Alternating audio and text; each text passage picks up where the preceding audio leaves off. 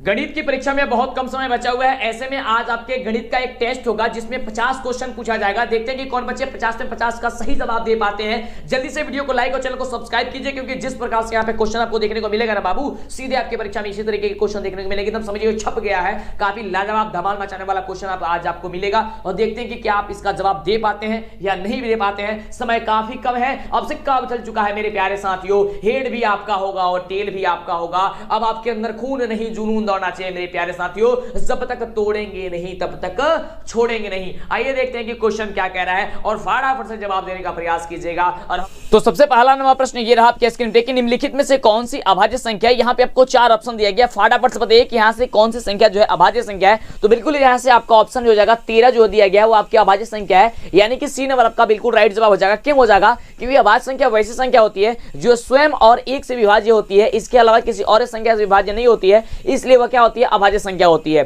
तो यानी कि 13 का गुणनखंड यानी कि वह 1 और 13 से विभाज्य होगी, इसके अलावा वो किसी दूसरे संख्या से विभाज्य नहीं होगी, इसलिए क्या हो जाएगी? आपका एक अभाज्य संख्या हो जाएगी। तो एक एक बातों को आप लोग याद कर लीजिए। जिस तरीके से यहाँ पे क्वेश्चन देखने को मिल रहा है इसी तरीके के क्वेश्चन आपके एग्जाम में देखने को मिलेंगे। जो टाइप आपको बता रहे हैं जैसे अभाज्य संख्या से, तो समझिए कि अभाज्य संख्या से आपके एग्जाम में क्वेश्चन छप गया है। आप याद कर लीजिए कि क्या आपको हमने बताया है। अगला देखिए प्रश्न कह रहा है कि यदि ए और बी अभाज्य संख्या है तो लसा ए बी का क्या होगा। तो देखिए अगर ए बी अगर अभाज्य संख्या है तो इसका ए बी का जो आपका जो लसा होगा वह ए बी ही हो जाएगा, यानी कि ए इंटू बी हो जाएगा। तो कहां पे दिया गया? ऑप्शन नंबर सी में दिया गया है। सी क्या हो जाएगा? बिल्कुल ही राइट जवाब हो जाएगा। या फिर आप इस तरीके से भी आप इसे गुणनखंड करके भी आप बना सकते हैं। जैसे कि ए है, ए को आप क्या लिख सकते हैं? ए कमा ए लिख सकते हैं, 1 कमा ए लिख सकते हैं। बी को क्या लिख सकते हैं आप? 1 कमा बी लिख सकते हैं। इसमें देखिए जो मैच करता है उसको और जो नहीं मैच करता उसको, यानी कि सबको एक साथ गुणा कर देते हैं। तो एक में गुणा करेंगे ए गुणे बी से, तो यानी कि जब गुणा करेंगे और ए बी होगा या ए गुणे बी होगा, बात वही होगा। तो कभी कभी देखिए ए गुणे बी ऑप्शन में रहता है और कभी कभी ए बी रहता है, तो बात तो वही हो गया, यानी कि ऑप्शन नंबर क्या हो जाएगा? सी नंबर आपका बिल्कुल राइट जवाब हो जाएगा। एक एक बातों को नोट कर लीजिए, एकदम आपके एग्जाम में सीधे पूछे जाएंगे इसी तरीके का क्वेश्चन। अब आपके एग्जाम में बाबू काफी कम समय बचा हुआ है, तो अब सिक्का उछल चुका है। हेड भी आपका होगा और टेल भी आपका होगा। अगला देखिए प्रश्न क्या कर रहा है हम सभी का। तो अगला प्रश्न हम सभी का कह रहा है कि किसी समकोण त्रिभुज में यदि एक भुजा का वर्ग अन्य दो भुजाओं के वर्ग के योगफल के बराबर हो तो पहली भुजा के सामने का कोण समकोण होता है। यह परिमेय जो है वह किसका है? तो आप सभी जानते हैं यह परिमेय आपके पाइथागोरस का विलोम है। क्या है? यह पाइथागोरस का विलोम है, यानी कि ऑप्शन हो जाएगा आपका बी नंबर, बिल्कुल डी नंबर आपका बिल्कुल ही राइट जवाब। यह कह रहा है कि A B square plus B C square बराबर अगर ए सी स्क्वायर होता है तो इसके जो सामने का यानी कि पहली भुजा का जो कोण होता है वह समकोण होता है, यानी कि 90 डिग्री होता है। तो कौन कहते हैं? ये पाइथागोरस प्रमेय के ये विलोम से होता है, यानी कि ऑप्शन नंबर जो डी दिया गया है ये डी नंबर आपका बिल्कुल ही राइट जवाब हो जाएगा। अगले प्रश्न की बात करते हैं। तो अगला प्रश्न हम सभी का कह रहा है कि बिंदुए 4,6 और -4,-6 दोनों अवस्थित है। ये दोनों जो है कहां पे अवस्थित है? तो बिल्कुल यह y अक्ष के दोनों ओर अवस्थित हो जाएंगे। कैसे? जैसे कि यहां पे ध्यान से समझिए, ये आपका एक तल हो गया। आप सभी जानते हैं कि ऊपर वाला आपको प्लस y होता है, नीचे वाला माइनस का y होता है। दायां पक्ष दाएं तरफ x होता है और बाएं तरफ क्या होता है? माइनस का x होता है। अब यहाँ पे आप देखिए क्या कह रहा है, ध्यान से समझ लीजिए, क्योंकि अगर सब्जेक्टिव में भी क्वेश्चन पूछा जाएगा तो आपको इस तरीके से इसे बना देनी है। तो यहाँ पे देखिए कह रहा है कि 4,6, तो 4 कहाँ होगा? x अक्ष पे होगा, यानी कि 4 सपोज मान लीजिए कि यहाँ है और 6 कह रहा है, तो मान लीजिए आपका 6 जो है अब y में 6 होगा प्लस वाले में, तो 6 आपका यहाँ हो गया। इन दोनों को आप मिलाएंगे तो ये यहाँ पे आकर के मिलेगा, तो मिलेगा तो ये आपका 4,6 हो जाएगा। इसी प्रकार से ये -4,-6 है, इसे बैठाइए, -4 आपका x वाले पे माइनस वाले पे हो जाएगा -4 और -6 है तो यहाँ पे हो जाएगा -6। जब इसे भी आप मिलाइएगा तो यहाँ पे मिलेगा, यानी कि -4,-6 यहाँ पे हो जाएगा। अब आप ये देखिए ये कहां पे अवस्थित है। तो देखिए y इधर भी है और y इधर भी है, यानी कि y अक्ष के दोनों ओर स्थित है, यानी कि ऑप्शन क्या हो जाएगा? ऑप्शन आपका हो जाएगा आपका डी नंबर जो दिया गया बिल्कुल ही राइट जवाब हो जाएगा। तो एक एक बातों को आप लोग ध्यान से समझिए जिससे कि आपको आगे चल करके कोई भी दिक्कत ना हो और कोई भी क्वेश्चन आए तब लोग फटाफट तरीके से उस क्वेश्चन को आसानी तरीके से आप सॉल्व कर दें। अगला देखिए क्वेश्चन, अगला क्वेश्चन कह रहा है आपके स्क्रीन पे देखिए बाबू, काफी कम समय आपके एग्जाम बचा हुआ है, आप लोग पढ़ाई पे ध्यान दीजिए और कहीं पे भी गलत खबर कहीं पे भी कुछ भी पे आप ध्यान मत दीजिए। आपकी जो एग्जाम की काफी पारदर्शिता के साथ होगी, चीट वगैरह बहुत कम होगी, वहां पे चीट के भरोसे मत रहिएगा। मैं आपसे कहता हूं, रिक्वेस्ट करता हूं आपसे, आप लोग पढ़ाई पे डिपेंड रहिए। अगला प्रश्न बाबू कह रहा है कि 2,1 2.131131131113 है। ये क्या है यार, ऐसा ही दिखाई दे रहा है कि आपका एक अपरिमेय संख्या है। क्यों? क्योंकि इसे हम लोग p/q के रूप पे नहीं लिख सकते हैं। चलिए आगे बात करते हैं अगले प्रश्न की। अगला प्रश्न क्या कह रहा है? अभी तक वीडियो को लाइक नहीं किया है तो चैनल को सब्सक्राइब नहीं किया, जल्दी से करिए यार, फटाफट से कर लीजिए, जल्दी से सोचिए मत, जल्दी से कर लेंगे तो ही आपको आगे से वीडियो मिलेगी। जैसे कि पिछले साल बच्चे धमाल मचाए थे हमारे चैनल से पढ़ के, इस साल भी धमाल मचाएंगे, इसलिए तो नंबर 1 चैनल बना हुआ था और इस साल भी नंबर 1 बनेगा और आप लोग भी नंबर 1 बनिएगा। अब तोड़ेंगे नहीं, तब तक छोड़ेंगे नहीं। अब सिक्का उछल चुका है, हेड भी आपका होगा और टेल भी आपका होगा। अगला देखिए प्रश्न कह रहा है कि सअभाज्य संख्याओं का मसा क्या होता है? सअभाज्य संख्या का मसा, तो याद कर लीजिएगा कि सअभाज्य संख्या को जो मसा होता है बाबू वह 1 होता है। बस आपको याद कर लेना, जैसे ही आएगा आपके एग्जाम में फटाफट तरीके से आपको टिक कर देनी है। अगला देखिए, यह भी आपकी सोचने वाले पे क्वेश्चन है, मतलब सोच करके जवाब इसका जवाब बता सकते हैं। तो प्रश्न हम सभी क्या कह रहे हैं कि 2 धनात्मक पूर्णांक a और b है, दिए रहने पर ऐसी अद्वितीय पूर्ण संख्या विद्यमान रहती है कि a बराबर bq प्लस r होता है, जहां 0 छोटा है r से या बराबर है और छोटा है किससे? b से। उपयुक्त कथन निम्नलिखित से किसका कथन है? यार आप सभी जानते हैं कि यह कथन यूक्लिड विभाजन एल्गोरिथम का है, यानी ऑप्शन नंबर क्या हो जाएगा? सी नंबर आपका बिल्कुल ही राइट जवाब हो जाएगा। तो देख सकते हैं कितना आसान क्वेश्चन होता है, बस आपको थोड़ी सी अच्छे तरीके से सोचना है, समझना और जवाब दे देना है। ये देखिए, देखते हैं कौन बच्चे फटाफट से इसका जवाब देते हैं, तो फटाफट से जवाब दीजिए। प्रश्न हम सभी क्या कह रहे हैं कि बिंदु -12, -18 का भुज क्या होगा? हमने आपको बहुत बार बताया है कि देखिए 2 संख्याएं में पहला जो होती है वो आपका भुज कहलाता है,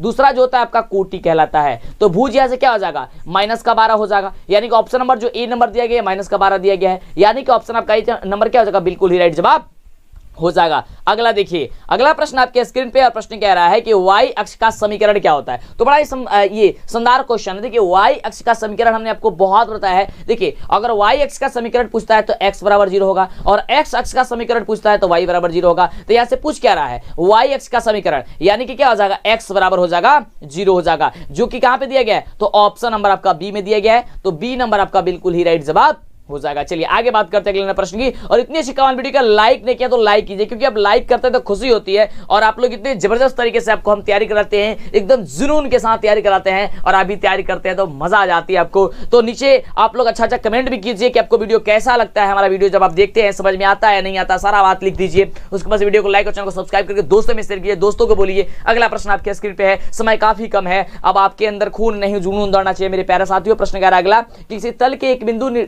किसी तल में एक बिंदु के स्थान निर्धारण के लिए कितने लंबिक रेखाओं की आवश्यकता होती है? हमने आपको कई बार बता दिया, आपको रटा दिया है हमने कि 2 होती है। बिल्कुल क्या हो जाएगा? ऑप्शन नंबर का बी नंबर हो जाएगा। चलिए जैसे कि मान लीजिए यहाँ पे आपका तल हो गया, ये आपका ऊपर y होता है, नीचे का माइनस का y होता है, इधर दाएं तरफ x होता है, बाएं तरफ माइनस का x होता है। अब कह रहा है 2, मान लीजिए कोई बिंदु निर्धारित, मान लीजिए सपोज मान लीजिए यहीं पे निर्धारित करना है, तो यहाँ से हम एक रेखा खींचेंगे, यहाँ से एक रेखा खींचेंगे, तभी जाकर के यहाँ पता चलेगा कि कोई बिंदु है या नहीं है। इसका मतलब क्या होगी? 2 लंबिक रेखाओं की हम लोग को जरूरत पड़ जाती है।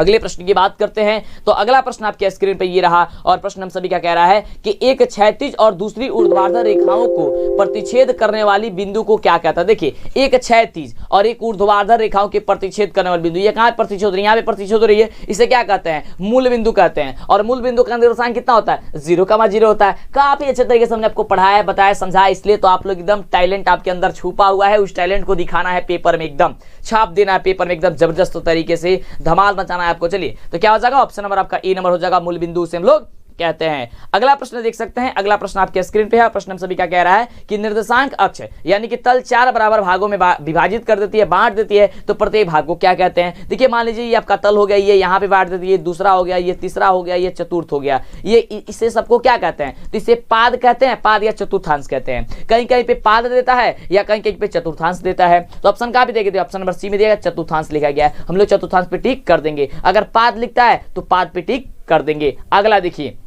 अगला प्रश्न आपके स्क्रीन पे है। प्रश्न कह रहा है कि अंक गणित के आधारभूत प्रमेय किस गणितज्ञ ने प्रतिपादित किया था? जो कि बड़ा ही शानदार क्वेश्चन है। तो देखिए अंक गणित के आधारभूत जो प्रमेय है वह गॉस ने प्रतिपादित किया था, यानी ऑप्शन हो जाएगा आपका सी नंबर, बिल्कुल ही राइट जवाब। आप लोग दिमाग में बैठा दीजिए, समय काफी कम है बाबू, प्लीज रिक्वेस्ट करते हैं, और कुछ नहीं होगा, आपका एग्जाम काफी जबरदस्त जाएगा। जिस तरीके से आपको तैयारी कराना है, बस आपको ईमानदारी से तैयारी करनी है। मां सरस्वती आपको पे आशीर्वाद बनाई हुई है, आपका रिजल्ट काफी जबरदस्त आएगा। अगला प्रश्न आपके स्क्रीन पे कि एक परिमेय संख्या और एक अपरिमेय संख्या के योग या अंतर क्या कहते हैं। तो देखिए एक परिमेय संख्या का योग हो गया चाहे अंतर हो गया, यानी कि जोड़ या घटाव क्या होती है, वो हमेशा अपरिमेय होगी है। जैसे कि मान लीजिए कि एक परिमेय हो गया 2 और एक अपरिमेय हो गया √3, ये दोनों संख्या क्या बन गई, अब ये अपरिमेय बन गई। जैसे घटाव वाला भी देख लीजिए, मान लीजिए 3 आपका एक परिमेय संख्या है और यहाँ पे मान लीजिए घटा देते हैं -5 से, ये टोटल संख्या क्या हो गई, अपरिमेय हो गई। यानी कि हमेशा हमेशा क्या हो जाएगा आपका ये अपरिमेय हो जाएगा, यानी ऑप्शन में क्या हो जाएगा, तो बी नंबर आपका बिल्कुल ही राइट जवाब हो जाएगा। चलिए आगे बात करते हैं अगले प्रश्न की।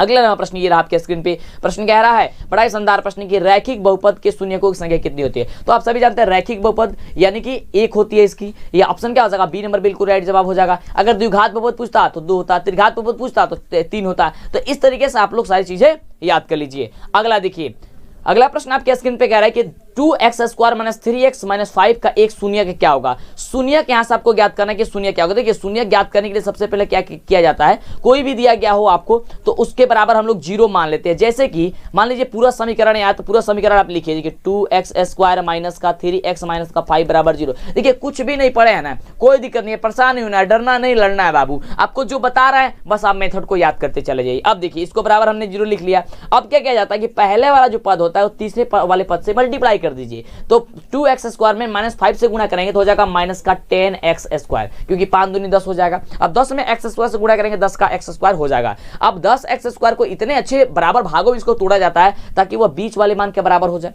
ये किया जाता है। और गुणा करने पर ये फिर 10x² हो जाए। जैसे कि यहाँ पे अगर 2x² है तो 2x² रहने देते हैं। अब इस 10x² को यहाँ पे हम लिख देते हैं, अगर यहाँ पे हम लिख देते हैं 5x + 2x। तो देखिए 5 में से 5 माइनस में है 2 प्लस में है, कितना हो जाएगा, -3x हो जाएगा नहीं हो जाएगा। अब इसको गुणा करेंगे -5x में 2x से तो 10x² हो जाएगा कि नहीं हो जाएगा, माइनस में 10x² हो जाएगा, बिल्कुल हो जाएगा। तो यहाँ तक हमने सही किया है। अब -5 है तो -5 रहने देंगे, बराबर 0 तो बराबर 0 यहाँ पे रहने देंगे। उसके बाद से देखिए, उसके बाद से यहाँ पे आप कॉमन लेंगे। अब जब हम यहाँ से कॉमन लेंगे अच्छे तरीके से तो देखेंगे ये 4 आपको बट गई है, यहाँ से 2 में से ही कॉमन होता है, यहाँ 2 में से एक कॉमन होता है। तो यहाँ से कॉमन क्या लिख सकते हैं, तो यहाँ से कॉमन हम केवल लिख सकते हैं x। तो यहाँ पे बचेगा जी 2x - 5 बचेगा। फिर यहाँ से हम अगर कॉमन लेते हैं क्या चीज, यहाँ पे 1, तो यहाँ पे बचेगा क्या चीज, 2x - 5 बराबर क्या हो जाएगा 0। अब देखिए ये वाला संख्या और ये वाला संख्या एक हो गया पद, यानी कि x + 1 और एक हो जाएगा 2x - 5, ये 2 में से एक हो जाएगा,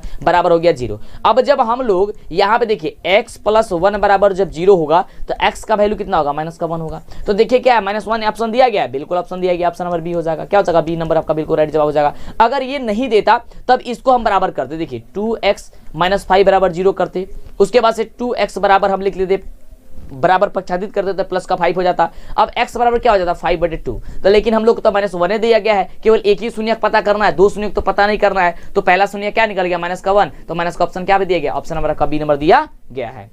आगे देखिए अगले प्रश्न की, हम सभी का अगला प्रश्न क्या कह रहा है, ये लीजिए। अगला प्रश्न आपके स्क्रीन पे बड़ा ही शानदार प्रश्न है और प्रश्न कह रहा है कि बहुपद 6x² - 11x + 3 के शून्यकों का योग क्या होगा। योग का मतलब क्या होता है कि अल्फा प्लस बीटा, देखिए 2 शून्य कौन कौन होते हैं, अल्फा और बीटा होते हैं द्विघात बहुपद की। इसका शून्य का योग का मतलब क्या होता है, जोड़। इसका रूल होता है -b/a। अब देखिए -b, अब b का वैल्यू कितना है, -11 है, -11/a, का वैल्यू कितना है 6। अब देखिए माइनस क्या हो गया, प्लस हो गया, +11 हो गया 6। अब ये आंसर देखिए कहाँ ऑप्शन दिया गया, बिल्कुल दिया गया, ऑप्शन नंबर सी में दिया गया। तो आपका ऑप्शन नंबर जो दिया गया ये सी नंबर आपका बिल्कुल ही राइट जवाब हो जाएगा ना। चलिए आगे बात करते हैं, अगला देखिए क्वेश्चन क्या कह रहा है। तो अभी तक वीडियो को लाइक नहीं किया, कब करोगे लाइक, फटाफट से लाइक कर दीजिए, चैनल पे सब्सक्राइब कीजिए, चैनल को सब्सक्राइब कर लीजिए जैसे कि आपको आगे से वीडियो मिले, और अपने दोस्तों में शेयर कर दीजिए। अगर हमारा ऐप नहीं इंस्टॉल किया तो ऐप इंस्टॉल कर लीजिएगा, DLS education official, play store पे सर्च कीजिए और गूगल पे जाइए, सर्च कीजिए डीएलएस एजुकेशन ऑफिशियल। आपको वहां पे सारा objective, subjective, model paper, online test सारा मिल जाएगा। समय काफी कम है, जल्दी जाकर के तैयारी कीजिए।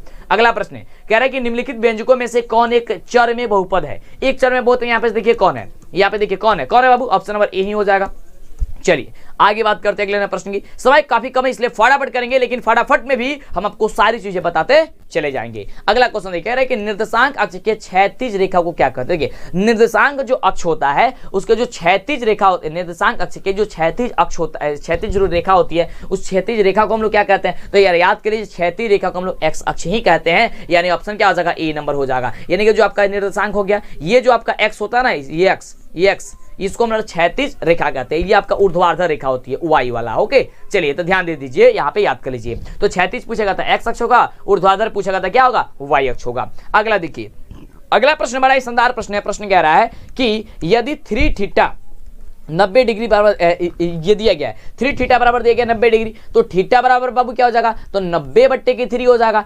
कटाएंगे क्या हो जाएगा यहाँ पे 30 × 90 हो गया, यानी कि थीटा का वैल्यू हो गया 30 डिग्री। अब पूछ रहा है कि कॉस थीटा, तो कॉस का कॉस और थीटा की जगह 30 डिग्री। अब ये सिंपल पूछ दिया कि कॉस 30 डिग्री का वैल्यू कितना होता है, तो कॉस 30 डिग्री का वैल्यू होता है √3/2 होता है। अगर आप चाहते हैं कि इसका ट्रिक याद करने के लिए तो वह ट्रिक वाला वीडियो हम बना देंगे, लेकिन इसके लिए वीडियो को लाइक और चैनल को सब्सक्राइब कीजिए, कमेंट करके बताइए हमें कि सर थीटा का मान याद करने के लिए हम लोग का एक ट्रिक बता दीजिए। ओके तो हम आपको वीडियो ला देंगे, क्योंकि देखिए अगर आप लोगों को पहले से पता होगा तब काय लिए बताएंगे, तब तो हम दूसरा कुछ करेंगे, अगर नहीं पता होगा तो हम बता देंगे। ओके तो आप कमेंट करके हमें बता दीजिए। अगले प्रश्न की बात करते हैं कि हम सभी का अगला प्रश्न क्या कह रहा है। तो देखिए अगला प्रश्न कह रहा है कि दिए गए समकोण त्रिभुज एबीसी में AB/AC हम सभी का क्या होगा, जो कि बड़ा ही शानदार क्वेश्चन है। इसे देखिए समझिएगा, ये देखिए ये आपका चित्र हो गया। अब जब ये चित्र हो गया तो आमतौर पे थीटा का जो वैल्यू होता है वह यहाँ होता है। एक चीज काफी बच्चों को पता नहीं होगा या बहुत सारे बच्चों को पता भी होगा। तो देखिए अगर यहाँ पे थीटा होता है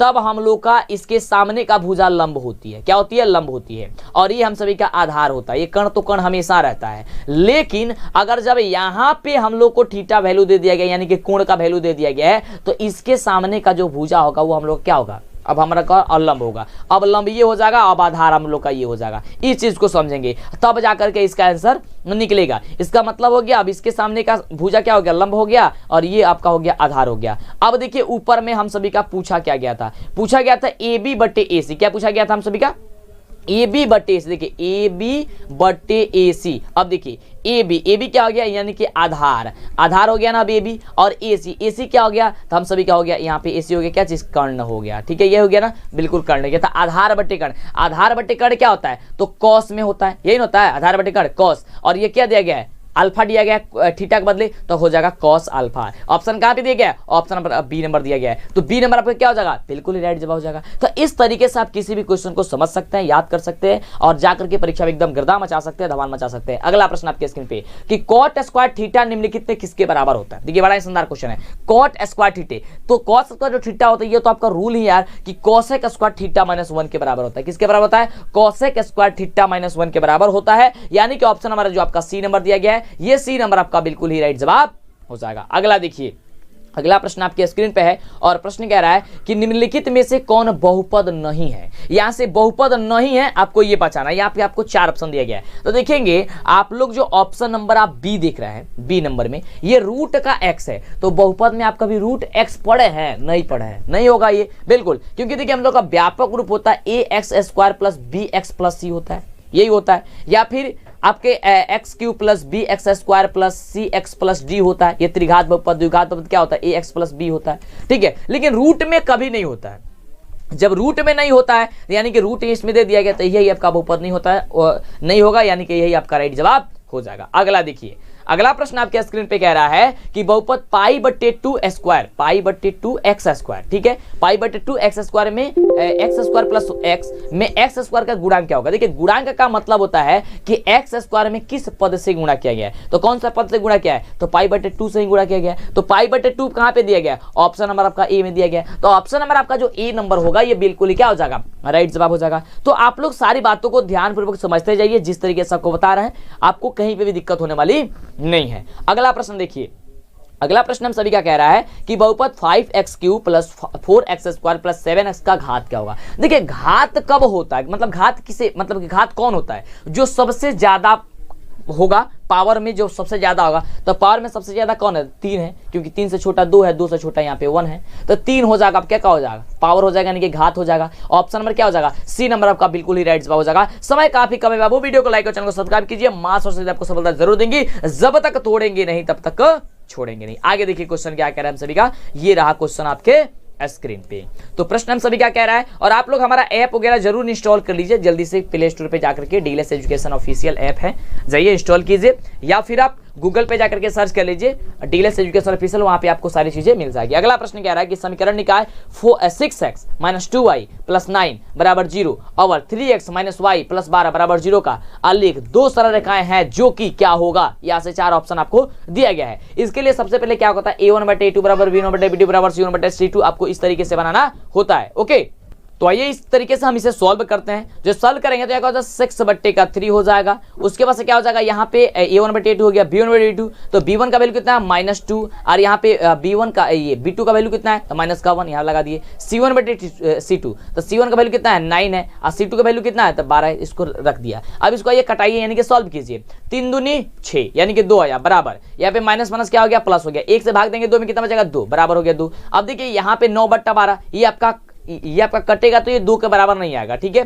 यानी कि देखिए यहां से 3 त्रिक 9 और 4 तिहाई 12, ये 3/4 हो जाएगा, यानी कि ये बराबर नहीं हुआ। यानी कि a1/a2 देखिए ध्यान से समझिएगा, यहाँ पे इसका मतलब हो गया कि ये कह रहा है a1/a2 बराबर b1/b2 है, लेकिन c1/c2 नहीं है, ये आपस में बराबर नहीं है। तो जब ये आपस में बराबर नहीं है तो अब ये क्या होगा, तब यहां से क्या होती है, तो बिल्कुल इसका जो यहां से राइट हो जाती है तब यह समानांतर होती है। क्या होती है बाबू, समानांतर होती है। यानी ऑप्शन क्या हो जाएगा, बी नंबर आपका बिल्कुल राइट जवाब हो जाएगा। जैसे यहाँ पे मान लीजिए कार्तीय तल है तो अब ये इसकी रेखा जो होगी वह एक दूसरे की इस प्रकार से समानांतर होगी, ठीक है, ये एक दूसरे की क्या होगी, समानांतर होगी। अगला देखिए प्रश्न क्या कह रहा है। अगला प्रश्न हम सभी क्या कह रहा है, बड़ा ही शानदार प्रश्न है बाबू। कह रहा है प्रश्न कि यदि रैखिक समीकरणों का युग्म संगत है तब उनके द्वारा निरूपित रेखाएं जो होती है वह किस प्रकार से होती है, तब उनके द्वारा निरूपित जो रेखाएं होती है प्रतिच्छेदी होती है या फिर संपाती होती है। यानी कि ऑप्शन नंबर जो आपका डी नंबर दिया गया है, ये डी नंबर आपका बिल्कुल ही राइट जवाब हो जाएगा। समझ में आ रहा है, बिल्कुल यार काहे नहीं समझ में आएगा। चलिए आगे बात करते हैं अगले प्रश्न की। वीडियो को लाइक और चैनल को सब्सक्राइब फटाफट से करेंगे, समय बाबू काफी कम है और आज जवाब देते जाएंगे यार, जवाब नीचे कमेंट करते जाइए, फटाफट से आप कमेंट करते जाइए। अगला देखिए प्रश्न, अगला प्रश्न कह रहा है कि 1 + tan² थीटा जो होता है वह किसके बराबर होता है। तो देखिए 1 + tan² जो थीटा होता है ये आपका रूल ही होता है। 1 + tan² जो बाबू थीटा होता है वो होता है आपका sec² थीटा के बराबर होता है। किसके बराबर होता है, sec² थीटा। यानी कि ऑप्शन नंबर जो आपका ए कह रहा है ये ए नंबर आपका बिल्कुल ही राइट जवाब हो जाएगा। अगले प्रश्न की बात करते हैं कि अगला प्रश्न क्या कह रहा है। तो अगला प्रश्न हम सभी का है कि sin 72 डिग्री का वैल्यू जो होता है कितना होता है, कितना कुछ है sin 72 डिग्री का वैल्यू। इसको ज्ञात करने के लिए क्या करना होता है, आपको sin 90 - थीटा कीजिए यहाँ से। अब देखिए sin 90 - थीटा करेंगे, इसका मतलब क्या हो जाएगा, sin 90 - 72 को जब यहाँ से हम घटाएंगे तो यहाँ पे क्या होगा, यहाँ पे 18 डिग्री होगा, ये होगा ना 18 होगा। अब देखिए sin 90 में जो थीटा होता है cos थीटा के बराबर होता है, ये हो जाएगा cos। अब यहाँ पे थीटा का जगह कितना 18 हो गया, यानी कि cos 18 डिग्री। तो cos 18 डिग्री जो आपका कहाँ पे दिया गया है, ऑप्शन नंबर सी में दिया गया है। तो सी नंबर क्या हो जाएगा, बिल्कुल ही राइट जवाब हो जाएगा। अगले प्रश्न की बात करते हैं। अगला प्रश्न क्या कह रहा है, जब तक तोड़ेंगे नहीं तब तक छोड़ेंगे नहीं। अगला प्रश्न कह रहा है कि निम्नलिखित में 1 + tan² theta into cos theta into sin theta किसके बराबर होता है, जो कि बड़ा ही शानदार क्वेश्चन है। काफी बच्चे इसमें मिस्टेक कर देते हैं, गलती कर देते हैं, तो उन सारी गलती को आपको नहीं करना, ध्यानपूर्वक इसे समझिए आप। तो इसके लिए आपको क्या करना होगा, ध्यान दीजिएगा। इसके लिए सबसे पहले इसे आप चेंज कीजिए। देखिए यहाँ पे कह रहा है कि 1 + tan² थीटा, तो जब यहाँ पे 1 + tan² थीटा है तो हम सभी जानते हैं 1 + जो tan² थीटा होता है वो किसके बराबर होता है, तो sec² थीटा के बराबर होता है। इंटू यहाँ पे दिया गया cos थीटा इंटू दिया गया sin थीटा, ध्यान से समझिएगा।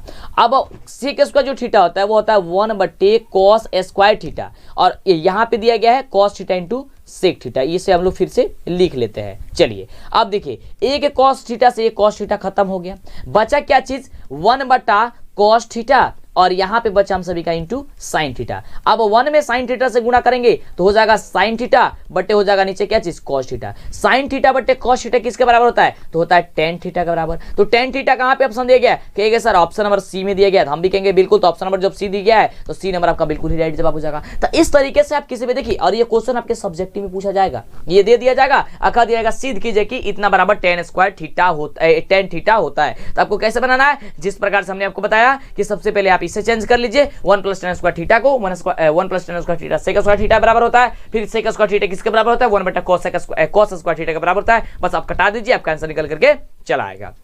उसके बाद देखिए, उसके बाद अगला नंबर प्रश्न हमसे भी क्या कह रहा है कि 1 minus sine square theta into का सेक स्क्वायर थीटा निम्नलिखित में किसके बराबर होता है। अब देखिए इसे भी आपको बनाना होगा, कैसे बनाना होगा, इसे भी आपको यहाँ पे मान चेंज करके तब बनाना होगा। देखिए 1 माइनस साइन स्क्वायर थीटा किसके बराबर होता है, कहिएगा सर कॉस स्क्वायर थीटा के बराबर होता है। अभी कहेंगे बिल्कुल आप सही है, कॉस स्क्वायर थीटा के बराबर होता है। इंटू यहाँ पे दिया गया सेक स्क्वायर थीटा दिया गया। अब देखिए कॉस स्क्वायर थीटा को कॉस स्क्वायर थीटा रहने दीजिए, इंटू सेक स्क्वायर थीटा जो होता है 1 कॉस स्क्वायर थीटा के बराबर होता है। अब देखिए कॉस स्क्वायर थीटा से cos स्क्वायर थीटा कट गया, ऊपर बचा क्या चीज, केवल 1, यानी कि 1 जो होगा इसका राइट जवाब हो जाएगा। यानी कि ऑप्शन नंबर जो आपका दिया गया है कहां पे, ऑप्शन नंबर बी में, तो बी नंबर आपका बिल्कुल राइट जवाब हो जाएगा। बिल्कुल समझ में आ रहा है ना, बिल्कुल समझ में आएगा। तो वीडियो को लाइक और चैनल को सब्सक्राइब अभी तक नहीं किया है तो सोचिए मत, फटाफट से वीडियो को लाइक और चैनल को सब्सक्राइब कर दीजिए, आगे दोस्तों में शेयर कर दीजिए, और जितना नहीं देखे वीडियो ना फटाफट से देखिए क्योंकि समय काफी ही बाबू कम है। अगला देखिए, ये सोच समझ के जवाब बताने वाला क्वेश्चन है। काफी बच्चे हाइट एंड डिस्टेंस वाला ये क्वेश्चन है, काफी बच्चे इसको नहीं बना पाते हैं, मतलब दिक्कत होता है उनको। देखिए दिक्कत नहीं होगा कैसे,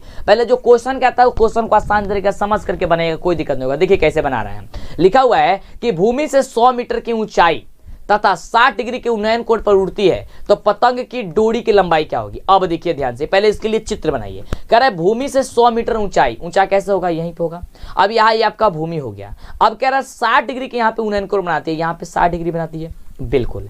अब इसको मान लेते हैं ए, इसको मान लेते हैं बी और इसको मान लेते हैं सी। कह रहा है ये 100 मीटर है, यहाँ पे 100 मीटर से दर्शा देते हैं। कह रहा है कि इसके उन्नयन कोण आती है तो पतंग की डोरी, तो पतंग मान लीजिए यहाँ पे लगा है तो पतंग ऊपर उड़ेगा, तो इसका मतलब हो गया डोरी ये होगा। तो डोरी यानी कि यहाँ पे इसका वैल्यू बताना, तो आप इसका मान x भी लिख सकते हैं, कोई दिक्कत नहीं, या फिर AC ही रहने दीजिए। ओके, अब देखिए ये लंब बटा कण कह रहा है, तो लंब बटा जो कण है वो किसके बराबर होता है, तो लंब बटा कण, आप कहिएगा कि सर जो लंब बटा कण होता है वह साइन में होता है, बिल्कुल, तो हम भी कहेंगे साइन में होता है। तो चलिए साइन से बनाइए, यानी कि साइन 60 डिग्री, साइन क्या होगा, साइन 60 डिग्री। तो आप अब लोग ये बताइए कि साइन 60 डिग्री बराबर हो जाएगा क्या चीज, यहाँ पे साइन 60 डिग्री बराबर हो जाएगा 100 बटे की क्या हो जाएगा, x हो जाएगा। ये हो जाएगा ना, आप x मान लीजिए या फिर AC लिख सकते हैं, दोनों में से कोई लिख सकते हैं। हमने आसान छोटा लिखने के लिए हमने यहाँ पे x लिख दिया। अब आप बताइए कि साइन थीटा का वैल्यू कितना, साइन 60 डिग्री का वैल्यू कितना होता है, तो आप कहिएगा कि साइन 60 का जो वैल्यू होता है वो √3 बट्टे का 2 होता है, 2 होता है, तो हम भी कहेंगे बिल्कुल यही होता है। बराबर क्या हो जाएगा 100 बट्टे का यहाँ पे x हो जाएगा। अब 3 गुणा कीजिए, जब आप गुणा करेंगे तो रूट का 3x बराबर हो जाएगा, 100 में 2 से गुणा करेंगे 200 हो जाएगा, बिल्कुल 200 हो गया। अब देखिए x बराबर क्या होगा, यहाँ पे हो गया 200 अब बट्टे √ हो गया 3। अब देखिए क्या 200 बट्टे √3 ऑप्शन दिया गया है, बिल्कुल ऑप्शन नंबर सी में दिया गया, तो ऑप्शन नंबर आपका सी बिल्कुल राइट जवाब हो गया। देखिए कितना आसान तरीके से निकल गया। लेकिन आप जब सब्जेक्टिव में इस क्वेश्चन को बताइएगा तो सब्जेक्टिव के लिए ध्यान दीजिएगा, यहाँ पे आपको एक स्टेप और करना पड़ेगा, क्योंकि जो यहाँ पे ये √3 है ये बटा में कभी रूट वाला मान नहीं रहता है, इसको आप लोग परिमीकरण करना होगा। परिमीकरण करने के लिए नीचे वाला मान को ऊपर नीचे फिर से गुणा कर दीजिए। चलिए गुणा कर दिया हमने, अब यहाँ पे इसको लिख लीजिए आप गुणा करके, तो 200 यहाँ पे हो जाएगा रूट का 3, √3 में √3 से गुणा कीजिए, क्या हो जाएगा यहाँ पे हो जाएगा 3। बस इतना बनाइएगा, आप सब्जेक्टिव में आएगा तो इतना आंसर लिखिएगा, लेकिन ऑब्जेक्टिव में अगर यहाँ पे दिया गया इतना ऑप्शन तो इतना ही टिक कर दीजिएगा, अगर नहीं इतना देता है तो इतना ऑप्शन होगा तो इतना भी टिक कर दीजिएगा। यानी कि दोनों जगह 2 आंसर आपको बता दिए, किसमें से कोई भी आता आप कोई भी बना दीजिएगा। अगला प्रश्न देखिए, अगला प्रश्न हम सभी का क्या कह रहा है, तो अगला प्रश्न हम सभी क्या कह रहा है कि 12 मीटर के ऊंचे खंबे की जमीन पर पड़ रही छाया की लंबाई 4√3 है, तो सूर्य का उन्नयन कोण बता दीजिए। अब देखिए ध्यान से, यहाँ पे इसके लिए फिर आप चित्र बनाना पड़ेगा। अब देखिए मान लीजिए कह रहा है कि 12 मीटर ऊंचे खंबे है, तो ये आपका 12 मीटर सपोज मान लिए, ये 12 मीटर हो गया। कह रहा है ऊंचा खंबा या कि छाया जो है छाया नीचे ही बनेगी, जब खंबा ऊपर खड़ा होगा तो छाया नीचे बनेगी, यानी कि भूमि पे बनेगी। चलिए कह रहा है इसकी जो आपको लंबाई है वो 4√3 है, ठीक है। अब ये कह रहा है कि इसका सूर्य का उन्नयन कोण बता दीजिए, यानी कि यहाँ से जो थीटा का वैल्यू है ये थीटा बता दीजिए। तो यहां से हम इसको मान लेते हैं ए, इसको मान लेते हैं बी और इसको मान लेते हैं हम लोग सी, ठीक है। अब देखिए यहाँ पे ये क्या है ए बी और यहाँ पे क्या है बी सी, ये हो गया लंब बटे आधार हो गया। तो लंब बटे आधार किस में जाता है, तो tan थीटा में जाता है, ये नहीं जाता ना, तो tan थीटा बराबर हो जाएगा 12 बट्टे का 4√3 हो जाएगा, बिल्कुल। अब इसे कटाइए, देखिए 4 तिया कितना होता है 12, रूट का ये ऊपर 3 बचा, नीचे का रूट का 3 बचा, और √3 से जब 3 को कटाइएगा तो ऊपर का √3 बचेगा। देखिए कैसे 3 को आप क्या लिख सकते हैं, √3 गुणे √3 लिख सकते हैं, हो गया ना। अब चलिए इसको आप लोग क्या कीजिए, √3 नीचे दिया गया तो √3 से √3 कटा देंगे, ऊपर केवल 3 है ना, √3 है ना बचेगा, तो बिल्कुल आप कहेंगे हाँ सर केवल रूट का 3 बचेगा, हम भी कहेंगे बिल्कुल √3 बचेगा। अब जब tan थीटा बराबर हो गया √3 तो आप लोग ये बताइए कि थीटा में किसका जो वैल्यू होता है वो √3 होता है, तो tan 60 डिग्री का वैल्यू होता है, कितना डिग्री का, 60 डिग्री का वैल्यू होता है, तो 60 डिग्री का आप हो जाएगा यहाँ पे हो जाएगा। इसका मतलब क्या हो गया, ऑप्शन नंबर हो जाएगा ए नंबर दिया गया है, तो ए नंबर आपका बिल्कुल ही राइट जवाब यहाँ से हो जाएगा। चलिए आगे बात करते हैं अगले प्रश्न की। अगला देखिए, अगला प्रश्न कह रहा है कि दो चर x और y रैखिक समीकरण ax + by + c = 0 की वास्तविक संख्याओं के समुच्चय में कितने हल होंगे। अब देखिए यहाँ पे हलों की संख्या कितनी होगी, यहाँ पे कह रहा है कि रैखिक वास्तविक संख्याओं के समुच्चय में, तो देखिए वास्तविक संख्याओं के जो समुच्चय में जो यहाँ से हल निकल करके आएगा, काफी जबरदस्त काफी बढ़िया क्वेश्चन है। तो यहाँ से जो हल निकल के आएगा ये यहाँ से ऑप्शन नंबर में दिया ही नहीं गया, कोई नहीं, इनमें से कोई नहीं हल होगा, क्या होगा, ऑप्शन होगा डी होगा। ठीक है चलिए यहां से कोई नहीं होगा, और ये क्वेश्चन याद कर लीजिए, ये क्वेश्चन आपको एग्जाम में नहीं पूछेगा, इस तरीके का क्वेश्चन आपको एग्जाम में नहीं आएगा। ठीक है आपको बस आपको यहाँ पे कोई भी अगर पूछेगा हल ना तो उसके लिए आपको समीकरण जरूर देगा। चलिए आगे बात करते हैं अगले प्रश्न की। अगला प्रश्न क्या रहा है, फिलहाल उसको छोड़िए, अगला देखिए क्वेश्चन कितना जबरदस्त प्रश्न है। कह रहा है कि रैखिक समीकरण में चर की घात की संख्या कितनी है, रैखिक समीकरण में, तो रैखिक समीकरण में कितना होती है, 1 होती है, यानी कि ऑप्शन नंबर क्या हो जाएगा, ए नंबर आपका बिल्कुल राइट जवाब हो जाएगा। चलिए आगे बात करते हैं अगले प्रश्न की। अगला देखिए प्रश्न क्या कह रहा है, प्रश्न कह रहा है कि एक नोटबुक की कीमत एक कलम की कीमत से दुगुनी है, तो इस कथन को निरूपित करने वाला जो समीकरण होगा वह समीकरण कौन होगा। देखिए ध्यान से समझिएगा इस क्वेश्चन को, क्योंकि सब्जेक्टिव में यही क्वेश्चन आपको पूछ दिया जाता है।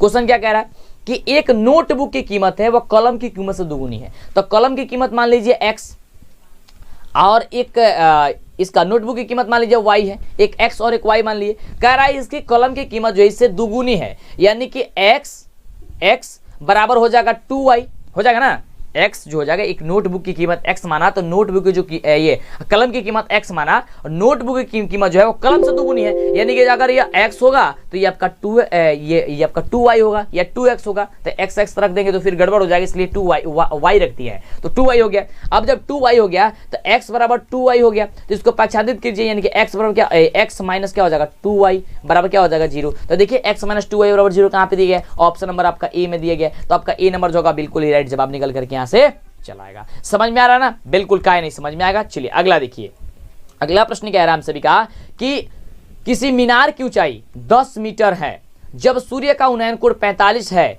तो मीनार की छाया की लंबाई क्या होगी। ये देखिए कह रहा है कि एक मीनार की ऊंचाई 10 मीटर है, ये आपका 10 मीटर है मान लीजिए।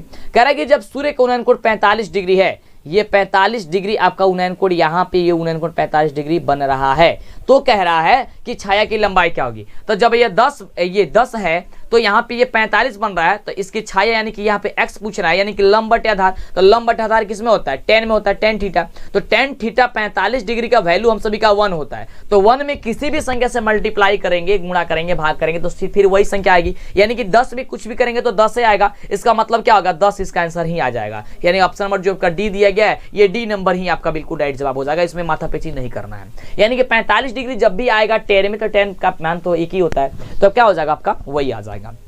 अगला देखिए, अगला प्रश्न, तो छोटा छोटा ट्रिक, थोड़ा छोटा छोटा दिमाग भी आप लगाइएगा, थोड़ा दिमाग भी लगाइएगा, दिमाग सोच समझ के बनाइएगा, तो आपका फटाफट तरीके से क्वेश्चन बन जाएगा। अगर ऑनलाइन टेस्ट देना शुरू हो चुका है और एक नहीं पूरे 7 सालों का मॉडल पेपर डाउनलोड करने के लिए वीवीआई ऑब्जेक्टिव सब्जेक्ट डाउनलोड करने के लिए फटाफट से गूगल में सर्च कीजिए DLS एजुकेशन, जो चैनल का नाम है, या नीचे डिस्क्रिप्शन में लिंक में दिया गया है। जैसे आप सर्च कीजिएगा देखिए फटाफट से इस तरीके से ओपन हो जाएगा, और यहाँ पे देखिए फटाफट से ये सब कुछ यहाँ पे आ चुका है। मॉडल पेपर डाउनलोड करने के कोई भी चीज यहाँ पे आपको चाहिए, ऑब्जेक्टिव सब्जेक्टिव सारा चीज यहाँ पे, लाइव टेस्ट भी हर चीज शुरू हो चुका है। बहुत खुशी की बात है, देखिए समय आपके पास काफी कम है, तो फटाफट से जल्दी से सर्च कीजिए DLS एजुकेशन ऑफिशियल, और आकर के आप अपनी बेहतरीन यहां से तैयार कीजिए।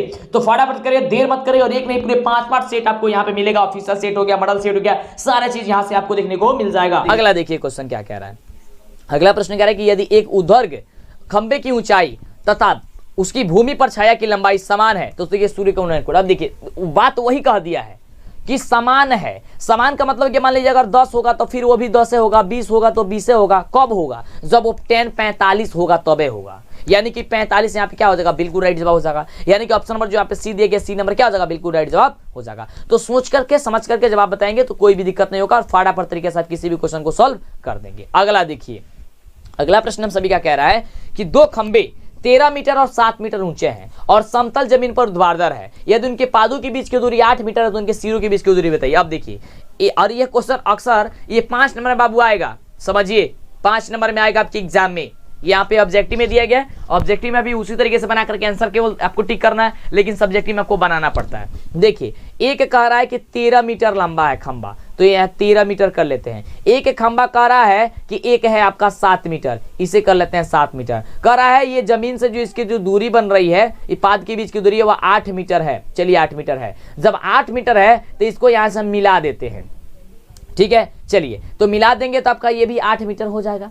अब देखिए कह रहा है इसके सिरों के बीच, यानी कि यहाँ से बीच की दूरी आपको यहाँ बताना कह रहा है कि यदि इनके दोनों पादों की दूरी 8 हो तो इनके सिरों के बीच की दूरी, जैसे जो सिरा है मतलब कि दोनों का, इसके बीच की दूरी आपको बता देनी है। अब देखिए ध्यान से, जब ये टोटल का 13 है और ये इस साइड वाला ये आपका 7 है, तो इसका मतलब हो गया कि ये भी आपका 7 होगा, तभी ना होगा, बिल्कुल ये 7 होगा। देखिए ये 7 होगा, देखिए 2 भाग में बढ़ गया ना, देखिए ए, देखिए ध्यान से ए बी सी आपको दर्शा देते हैं, डी और यह हो गया ई। अब देखिए जो आपका ये बी डी बी या बी डी हो गया, बी डी ये आपका ये तो ए बी दिया गया ना, टोटल लंबाई दिया गया ना, तो टोटल लंबाई जब दिया गया है तो इसके आधा वाला इस तरफ का यानी कि दाएं तरफ का 7 मीटर है, तो बाएं तरफ का भी तो उसी के समान है, तो ये भी 7 होगा।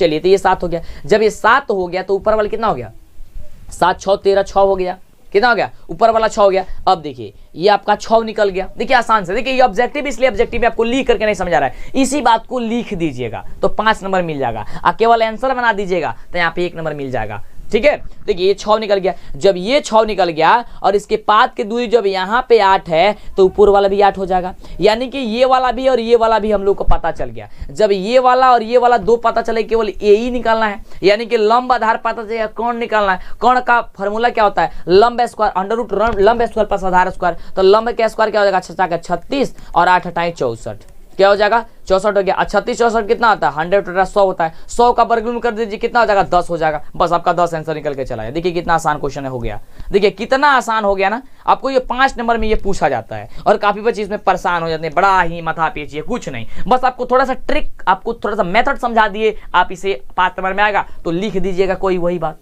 कि A B plus A B बराबर दिया गया है यहाँ पे 13, तो इसलिए बी डी बराबर निकल जाएगा हम सभी का यहाँ पे, ठीक है 6 निकल जाएगा। कैसे, क्योंकि 7 जब हम लोग का दूरी दिया, ये लंबाई दिया गया है, तो ये भी आपका 7 होगा, 7 होगा। जब ये 7 निकल गया तो हम सभी का ये ऊपर वाला 6 निकल जाएगा, क्योंकि 13 ही टोटल दिया गया। तो इस तरीके से आप लिख करके किसी भी क्वेश्चन को बना सकते हैं। तो ध्यान से वीडियो को देखिएगा, कान में ईयरफोन लगा करके, या नहीं भी ईयरफोन है कोई दिक्कत नहीं है, आप शांत जगह बैठिए, देखिए समझिए, है ना, और तो बड़ा ही मजा आएगा। कोई दिक्कत होता है, कोई कमेंट करना हो तो कमेंट कर दीजिए, हम आपको किसी न किसी वीडियो में आपका जो सवाल होती है उसका जवाब जरूर दे देते हैं। तो सारा का सारा वीडियो देखिए, और एक सब्जेक्ट में पूरे सब्जेक्ट की तैयारी चल रही है, पूरे सब्जेक्ट की तैयारी कीजिए। अगला प्रश्न कह रहा है, देखिए समय काफी कम है, प्रश्न कह रहा है कि यदि जीवा ए बी वृत्त के केंद्र पर 60 डिग्री के कोण अंतरित करती है तो ए और बी बिंदुओं पर खींची गई स्पर्श रेखाओं के बीच का जो कोण होगा वह क्या होगा। देखिए ये आपका हो गया, कह रहा है इसके केंद्र पर क्या 60 डिग्री का कोण जो है अंतरित करती है। कितना डिग्री है, 60 डिग्री का कोण अंतरित करती है। तो ए और बी के बीच की जो दूरी ज्ञात करना होगा, क्या होगा, बस कुछ नहीं करना है, काफी इजी क्वेश्चन है। ये जो क्वेश्चन है ये सबसे ज्यादा है, इसको बस आपको आसान है, आपको इसको डबल कर दो, बस ज्यादा माथा पेची क्वेश्चन नहीं करना है। 60 का डबल कितना हो जाएगा, 120 हो जाएगा। आपका बस टिक कर दीजिए, कहाँ पे दिया गया, ऑप्शन नंबर आपका डी में दिया गया, तो डी नंबर आपका बिल्कुल ही राइट जवाब यहाँ से हो जाएगा। चलिए आगे बात करते हैं अगले नंबर प्रश्न की। अगला नंबर प्रश्न सभी का क्या कह रहा है। अगला नंबर प्रश्न कह रहा है कि किसी वृत्त के केंद्र से किसी जीवा पर डाला गया लंब जीवा को क्या करता है। किसी भी वृत्त के केंद्र से किसी भी जीवा पर जब डाला गया लंब होगा तो वो क्या करेगा, तो समद्विभाजित करेगा, 2 बराबर भागों में बांट देगा, क्या हो जाएगा, समद्विभाजित करेगा। ऑप्शन नंबर क्या हो जाएगा, सी नंबर आपका बिल्कुल ही राइट जवाब हो जाएगा। अगला देखिए, अगला प्रश्न कह रहा है कि x माइनस, देखिए x माइनस वाई बट्टे 5 माइनस 10 बराबर हो गया 0, तो b का वैल्यू पूछ रहा है। अब देखिए b ये आपका a होता है, ये आपका b होता है। अब b क्या हो जाएगा, माइनस का 1/5 इंटू वाई दिया गया है। देखिए y बट्टे 5 का मतलब क्या हो गया, यहाँ पे माइनस वाई बटे 5 का मतलब क्या हो गया, 1/5 गुणा कर देंगे y में, बात वही हो जाएगा, यानी कि क्या हो जाएगा 1/5 आपका आंसर हो जाएगा, यानी कि माइनस में 1/5 ये आपका हो जाएगा कैसे, ऑप्शन नंबर बी हो जाएगा बिल्कुल ही राइट जवाब। ठीक है चलिए, अरे कुछ नहीं करना है यार, केवल यहाँ से आपको छांटना है बी का वैल्यू। देखिए ए का वैल्यू 1 होगा, अब निकाल सकते हैं ना, ए के वैल्यू 1, बी के वैल्यू 1/5, -1/5 और सी के वैल्यू क्या होगा -10 होगा। ये काफ़ी ईजी है, इसमें ज़्यादा दिमाग लगाने की जरूरत नहीं है, परेशान मत होइए, सारा चीज़ आसान होगा, सब कुछ मस्त होगा, ज़बरदस्त होगा। अगले देखिए, माँ सरस्वती का आशीर्वाद आप पे बना हुआ है, जब तक तोड़ेंगे नहीं तब तक छोड़ेंगे नहीं, पूरे एकदम ईमानदारी से तैयार कीजिए और धमाल मचाइए। प्रश्न क्या रहा है अगला, कि समीकरण x बराबर 3y है तो c का वैल्यू क्या हो गया। देखिए x बराबर 3y है, जब 3y है तो इसको पाक्षांतरित करेंगे, यानी कि 3x - 3y बराबर हो गया 0। अब देखिए x a और b का वैल्यू दे दिया है, c का वैल्यू पूछ रहा है, तो c हो सकता है 0 होगा, तभी तो नहीं दिया गया ना, बिल्कुल, तो 0 होगा, यानी कि ऑप्शन नंबर क्या हो जाएगा आपका ए नंबर हो जाएगा। ठीक है, चलिए आगे बात करते हैं अगले नंबर प्रश्न की, कि अगला नंबर प्रश्न हम सभी का क्या कह रहा है। अगला नंबर प्रश्न हम सभी का कि द्विघात समीकरण 4x² + 4x + 1 = 0 के मूलों की प्रकृति जो होगी वह क्या होगी। यहां से आपको 4 ऑप्शन दिए गए, 4x² + 4x + 1 के मूलों की प्रकृति। इसको ज्ञात करने के लिए आपको क्या करना, सबसे पहले d का वैल्यू निकालिए। तो d बराबर आप लोगों का फॉर्मूला होता है b² - 4ac, तो d बराबर होता है आपका फॉर्मूला ये, तो b का स्क्वायर यानी कि 4 का स्क्वायर क्या हो जाएगा 16 - 4 गुणे a का वैल्यू कितना 4 और गुणे 1, 16 - 4 चौका 16 इंटू 1 तो 16 में से 16 गया 0, बचा क्या 0। इसका मतलब कि d बराबर हो गया आपका 0। जब d बराबर हो गया आपका 0 तो फिर यहां से क्या होगा, तो बिल्कुल जब d बराबर 0 हो जाता है तो वास्तविक और बराबर होता है, यानी कि ऑप्शन नंबर क्या हो जाएगा बी नंबर आपका बिल्कुल ही राइट जवाब हो जाएगा। अगला नंबर प्रश्न हम देखिए हम सभी का क्या कह रहा है। अगला नंबर प्रश्न है कि समीकरण 7x² - 12x + 18 = 0 के मूलों के योग एवं मूलों के गुणनफल का अनुपात क्या होगा। इसके कहने का मतलब कुछ नहीं है, काफी आसान है। कहने का मतलब यह है कि अल्फा प्लस बीटा बराबर और अल्फा इंटू बीटा आप निकाल दीजिए, या अल्फा प्लस बीटा बटे अल्फा इंटू बीटा निकाल दीजिए, आपका वैल्यू निकल करके चला आएगा। देखिए तो अल्फा प्लस बीटा निकालिए, अल्फा प्लस बीटा होता है -b बटे, तो -b पहले से माइनस दिया गया था, माइनस प्लस हो गया, यानी कि 12 बट्टे क्या हो जाएगा 7 हो जाएगा। चलिए 12/7 हो गया अल्फा प्लस बीटा का वैल्यू। अब देखिए अब यहां से निकालिए अल्फा इंटू बीटा, तो जब अल्फा इंटू बीटा निकलेगा तो c बटे ए होगा, तो c का वैल्यू यहाँ पे क्या 18 बटे हो जाएगा 7। अब देखिए यहां तक हो गया। अब चलिए ये कह रहा था कि इसका अनुपात क्या होगा, अनुपात का मतलब बटा, यानी कि 12/7 बटे 18/7 ये निकालना है। अब ये भाग में तो गुणा में चला जाएगा, जब ये भाग में है तो गुणा में जब ये चला जाएगा, यानी कि हो जाएगा 12/7 गुणे 7 बटे हो जाएगा अब यहाँ पे 18, 7 से 7 कट गया, बचा क्या 12/18 बच गया। तो 12/18 देखिए ऑप्शन दिया गया नहीं दिया गया, इसको आप कटाइए। तो देखिए यहाँ देखिए यहाँ हो जाएगा 6 दूनी 12, 9 दूनी 18, 3 दूनी 6, 2 3 6 और 3 3 9, यानी कि 2:3। तो 2:3 क्या ऑप्शन नंबर डी में दिया गया, क्या हो जाएगा ऑप्शन नंबर आपका डी जो होगा, डी नंबर आपका बिल्कुल ही राइट जवाब हो जाएगा। समझ में आ रहा बिल्कुल। चलिए अगला देखिए, अगला प्रश्न हम सभी क्या कह रहा है कि यदि समीकरण 3x² - 10x + 3 = 0 का एक मूल अगर 1/3 है तो दूसरा मूल ज्ञात कीजिए। यानी कि अल्फा बराबर दे दिया गया है 1/3, तो बीटा का वैल्यू बताइए कि बीटा का वैल्यू क्या होगा। ठीक है, यानी कि बीटा का वैल्यू से ज्ञात कर देना है। तो जल्दी से वीडियो को लाइक और चैनल को सब्सक्राइब कीजिए, ये बताते हैं आपको, अगर पता है तो फटाफट से आप कमेंट करके बताते रहिए। अब देखिए ध्यान से, इसको ज्ञात करने के लिए कुछ नहीं, इसको ज्ञात करने के लिए आप लोग 2 तरीके से बना सकते हैं, या फिर देखिए ये तरीका बताइए, यहाँ पे अल्फा प्लस बीटा बराबर क्या होता है -b बटे ए होता है ना। चलिए लिख लिए, अल्फा का वैल्यू दिया गया है यानी 1/3 प्लस हो जाएगा बीटा बराबर -b बटे b के वैल्यू कितना है 10, -10 है माइनस प्लस हो जाएगा केवल 10 बटे कितना हो जाएगा 3। अब चलिए अब यहाँ पे बीटा बराबर क्या हो जाएगा 10/3 और ये पक्षांतरित होगा तो हो जाएगा -1/3। अब चलिए उसके बाद से बीटा का वैल्यू क्या होगा, यहाँ से अब इसको घटाव बनाइए, किसका भिन्न का, तो ये हो जाएगा आपका 3, और यहाँ से 3 से 3 कट जाएगा, बचेगा 1, 10 में से यहाँ पे 10 में गुणा करेंगे 1 से हो जाएगा 10, यहाँ पे हो जाएगा 3 से 3 कट गया बचेगा, और फिर 1 में गुणा करेंगे -1 से हो जाएगा 1, यानी हो जाएगा कितना 10 - 1 ये 10 - 1 कितना होता है 9 बटे कितना हो जाएगा 3, कटाइए तो 3 3 का 9, यहाँ हो जाएगा क्या चीज 3, यानी कि एक दूसरा मूल्य जो निकल के आएगा वो 3 निकल के आएगा, जो कि ऑप्शन नंबर आपका डी नंबर दिया ही गया है। तो क्या हो जाएगा ऑप्शन नंबर डी आपका बिल्कुल राइट जवाब हो जाएगा। अगला देखिए प्रश्न क्या कह रहा है। अगला प्रश्न हम सभी क्या कह रहा है कि 3 असंरेखी बिंदु से होकर कितने वृत्त खींचे जा सकते हैं। देखिए 3 असंरेख बिंदु, तो सपोज मान लीजिए एक बिंदु ये है, एक बिंदु ये है और एक बिंदु ये है। जब इसे आप सटा करके खींचिएगा तो एक ही न वृत्त खींच सकते हैं, इसे सटा लीजिएगा, ठीक है, एक वृत्त ही खींच सकते हैं, इसके अलावा कोई और वृत्त नहीं खींचेंगे, यानी कि क्या हो जाएगा आपका एक वृत्त होगा, तो ए नंबर आपका बिल्कुल राइट जवाब हो जाएगा। उसी तरीके से देखिए अगला क्वेश्चन एकदम सेम उसी तरीके से क्वेश्चन क्या दिया है कि त्रिभुज के तीनों शीर्षों से गुजरने वाला से कितने वृत्त गुजर जा सकते हैं। तो मान लीजिए ये आपका समबाहु त्रिभुज हो गया या कोई भी त्रिभुज हो गया, और यहाँ से अगर आप वृत्त को खींचना चाहते हैं, यहाँ से अगर वृत्त आप खींचेंगे तो एक एक वृत्त खींचेंगे, यानी वही हो गया 3 असंरेख बिंदु, एक एक को खींचेंगे। ये गुलिया दिया हम, ज्यादा हो गया ना जी। चलिए यहाँ से एक एक वृत्त आप खींचेंगे, बिल्कुल, तो क्या हो जाएगा आपका एक ही वृत्त होगा, यानी कि ऑप्शन नंबर क्या हो गया, कहाँ गया जी, ऑप्शन नंबर डी दिया गया, तो डी नंबर क्या हो जाएगा, बिल्कुल राइट जवाब हो जाएगा। चलिए आगे बात करते हैं अगला प्रश्न की। अभी तक वीडियो को लाइक और चैनल को सब्सक्राइब नहीं किया तो कब कीजिएगा, फटाफट से बाबू कर लीजिए वीडियो और अपने दोस्तों में शेयर कर दीजिए। अगला प्रश्न देखिए, कह रहा है कि 10 सेंटीमीटर त्रिज्या वाली वृत्त की एक जीवा वृत्त के केंद्र पर समान कोण अंतरित करती है, तो उस जीवा की जो लंबाई होगी वह लंबाई जो होगी कितनी निकल करके आएगी। कह रहे कि 10 सेंटीमीटर त्रिज्या वाली वृत्त की एक जीवा केंद्र के वृत्त के केंद्र पर कितना बनती है, समकोण बनाती है, तो जीवा की लंबाई जो होगी, तब जीवा की लंबाई यहां से क्या होगी, ये बड़ा ही शानदार क्वेश्चन है, ठीक है। तो बिल्कुल यहां से आप लोग फटाफट से जीवा की बस आपको लंबाई ज्ञात करनी है। जब आप लंबाई आप यहाँ पे 90 डिग्री दिया गया है थीटा का वैल्यू, और यहाँ पे त्रिज्या आर दे दिया गया है, सब कुछ दे दिया गया है, ठीक है। तो केवल आपको इसकी लंबाई ज्ञात कर देनी है, तो बिल्कुल इसको जब आप ज्ञात कीजिएगा तो आपका 10√2 आएगा। ऑप्शन नंबर क्या हो जाएगा, सी नंबर आपका बिल्कुल राइट जवाब हो जाएगा। चलिए आगे बात करते हैं अगला प्रश्न की। अगला प्रश्न सभी का क्या कह रहा है, तो अगला नंबर प्रश्न ये रहा आपके स्क्रीन पे। प्रश्न क्या रहा है हम सभी का, बहुत ही शानदार प्रश्न, ये रहा प्रश्न। प्रश्न क्या रहा है कि द्विघात समीकरण ax² + bx + c बराबर 0 और a बराबर नहीं है 0 में x के मान क्या होंगे। अब इसका मतलब देखिए, कह रहा है यहाँ पे कुछ नहीं कहा है, ये सिंपल बस यहाँ पे कह दिया कि इसका सूत्र क्या होगा। बस अगर इतना ना लिख के वो लिख देता है कि यहाँ पे आपको सूत्र बता दीजिए, x निकालने का सूत्र आपको एक होता है, क्या होता है, -b होता है ना। देखिए क्या होता है आपका x निकालने का फॉर्मूला, एक होता है -b ± √b² माइनस का 4ac बटा होता है 2a। तो देखिए कि ऑप्शन कहाँ पे दिया गया, ये काफी आसान क्वेश्चन है, बिल्कुल ये ऑप्शन दिया गया है, ऑप्शन नंबर बी में, सी में दिया गया है कि -b ± √b² - 4ac बटा 2a होता है। ये आपका सूत्र ही होता है, क्या हो जाएगा आपका ऑप्शन नंबर जो सी दिया गया है बिल्कुल राइट हो जाएगा। तो जिस तरीके से यहाँ पे आपने क्वेश्चन देखा, सारी क्वेश्चन आपको इस तरीके से पूछा जाएगा। 50 क्वेश्चन आपको एग्जाम में सोल्व करना होगा और आपको 100 क्वेश्चन पूछा जाएगा, ठीक है। जैसे कि हमने 50 पूरा 100 50 का 50 आपको हमने बताया, इस तरीके से यहाँ पे बहुत सारा क्वेश्चन है।